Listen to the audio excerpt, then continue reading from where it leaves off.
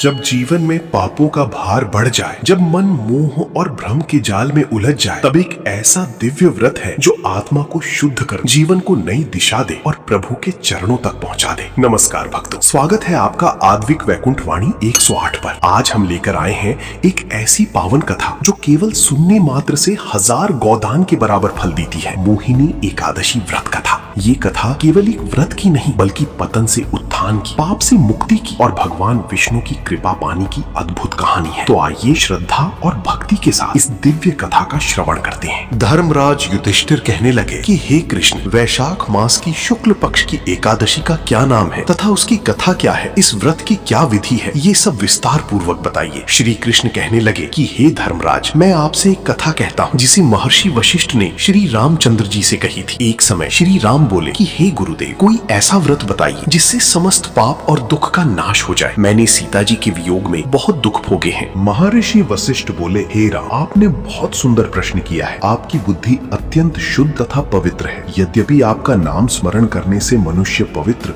और शुद्ध हो जाता है, तो भी लोक हित में ये प्रश्न अच्छा है। वैशाख मास में जो एकादशी आती है उसका नाम मोहिनी एकादशी है। इसका व्रत करने से मनुष्य सब पापों तथा दुखों से छूटकर मोह जाल से मुक्त हो जाता है। मैं इसकी कथा कहता हूँ, ध्यान पूर्वक सुनो। सरस्वती नदी के तट पर भद्रावती नाम की एक नगरी में द्युतिमान नामक चंद्रवंशी राजा राज करता था। वहाँ धन धान्य से संपन्न व पुण्यवान धनपाल नामक वैश्य भी रहता है। वो अत्यंत धर्मालु और विष्णु भक्त था। उसने नगर में अनेक भोजनालय, प्याऊ, कुएं, सरोवर, धर्मशाला आदि बनवाए थे। सड़कों पर आम, जामुन, नीम आदि के अनेक वृक्ष भी लगवाए थे। उसके 5 पुत्र थे, सुमना, सद्बुद्धि, मेधावी, सुकृति और धृष्ट बुद्धि। इनमें से 5वां पुत्र धृष्ट बुद्धि महापापी, वो पितर आदि को नहीं मानता था। वो वेश्या, दुराचारी मनुष्यों की संगति में रहकर जुआ खेलता और पर स्त्री के साथ भोग विलास कर तथा मद्य मांस का सेवन कर, इसी प्रकार अनेक कुकर्मों में वो पिता के धन को नष्ट करता रहता था। इन्हीं कारणों से त्रस्त होकर पिता ने उसे घर से निकाल दिया था। घर से बाहर निकलने के बाद वो अपने गहने कपड़े बेचकर अपना निर्वाह कर, जब सब कुछ नष्ट हो गया तो वेश्या और दुराचारी साथियों ने उसका साथ छोड़ दिया। अब वो भूख प्यास से अति दुखी रहने लगा। कोई सहारा न देख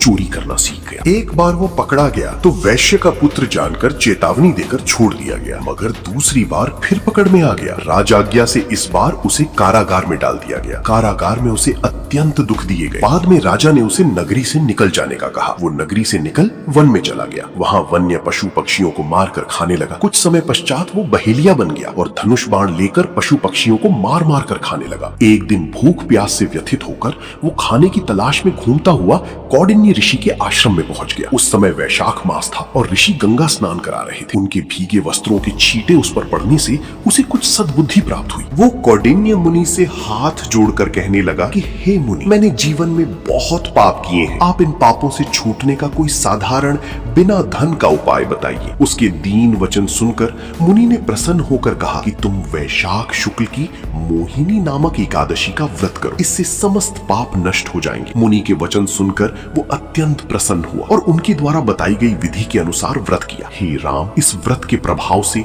उसके सब पाप नष्ट हो गए और अंत में वो गरुड़ पर बैठकर विष्णु लोक को गया। इस व्रत से मोह आदि सब नष्ट हो जाते हैं। संसार में इस व्रत से श्रेष्ठ कोई व्रत नहीं है। इसके महात्म्य को पढ़ने से अथवा सुनने से 1000 गोदान का फल प्राप्त होता है। तो भक्तों, ये थी मोहिनी एकादशी व्रत कथा जो हमें सिखाती है कि चाहे जीवन में कितनी भी गलतियां क्यों न हुई हो, सच्चे मन से किया गया एक व्रत और भक्ति हमें भगवान तक पहुंचा सकती है। इस दिव्य कथा को लाइक करें, अपने परिवार और मित्रों के साथ शेयर करें और हमारे चैनल आद्विक वैकुंठ वाणी 108 को जरूर सब्सक्राइब करें ताकि आपको ऐसी ही और भी दिव्य और प्रेरणादायक कथाएं मिलती रहें। जय श्री हरि।